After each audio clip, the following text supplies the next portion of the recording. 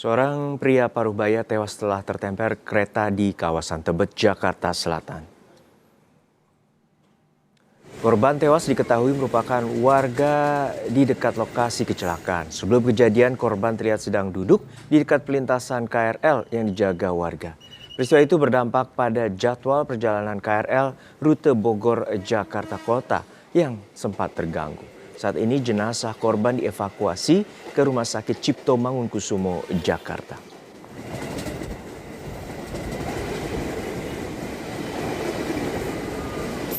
Tadi saya lagi duduk sini, terus dia lagi duduk di sebelah, terus pas kereta deket, tau-tau udah nggak ada, saya nengok. Dia loncat sendiri atau gimana? Oh, saya kurang tahu, nggak ngeliat tuh. Saya lagi ngeliatin kereta ke sana soalnya, jagain kereta juga. Oh, lagi jagain kereta? Iya, apa? iya. Lagi jagain berarti abang lagi jagain pintu Iya, lintasan? lagi saya yang jaga.